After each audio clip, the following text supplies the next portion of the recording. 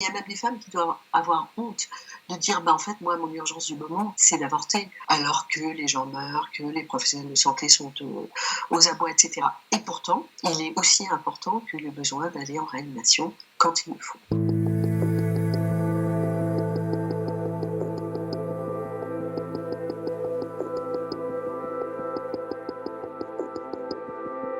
Trois choses en fait qui nous sont apparues progressivement indispensables, c'est qu'on voit très clairement aujourd'hui que les femmes ne viennent pas ou très peu.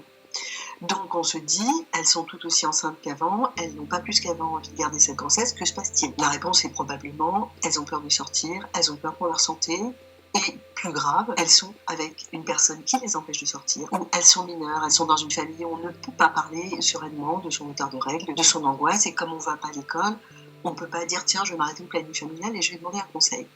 Donc on sait pertinemment que toutes ces femmes-là vont arriver trop tard. Et là, la demande que nous faisons au gouvernement, c'est de nous autoriser, pendant la période du confinement et dans les semaines qui suivent, d'accepter des demandes hors délai, sans que ça soit trop compliqué pour les femmes. Au moins jusqu'à 16 semaines d'aménorrhée, donc 14 semaines de grossesse. C'est techniquement relativement simple. Si on avait cette possibilité, on pourrait résoudre, on pense, une bonne partie des problèmes sociaux et psychologiques qui seront liés au confinement. La question des avortements par médicaments, nous avons été confrontés à deux problèmes. Le premier, c'est que comme les femmes n'arrivent pas forcément très tôt, normalement, les recommandations, c'est à partir de 5 semaines de grossesse, il faut que ça soit fait à l'hôpital.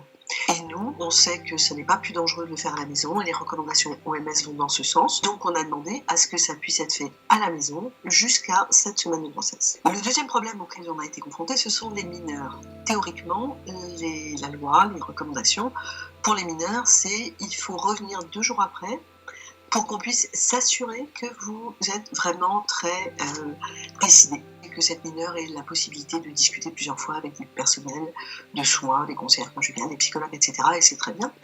Et nous avons décidé que c'était la faire revenir une fois de trop dans la période de confinement, que ça augmentait les risques de contamination. Et nous avons mis en place une procédure interne.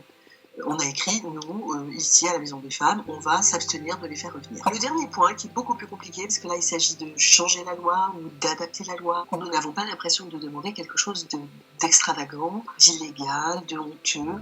Nous n'avons pas l'impression de profiter de l'épidémie pour faire passer nos idées hyper féministes, qu'on nous reproche. Nous avons juste envie que les femmes sachent qu'on ne les laissera pas tomber en fin de confinement et qu'on leur dira pas « Oh ben tant pis, vous aviez pas envie, c'était compliqué, et ben maintenant vous gardez votre bébé, même si ça rend votre vie encore plus compliquée qu'avant. »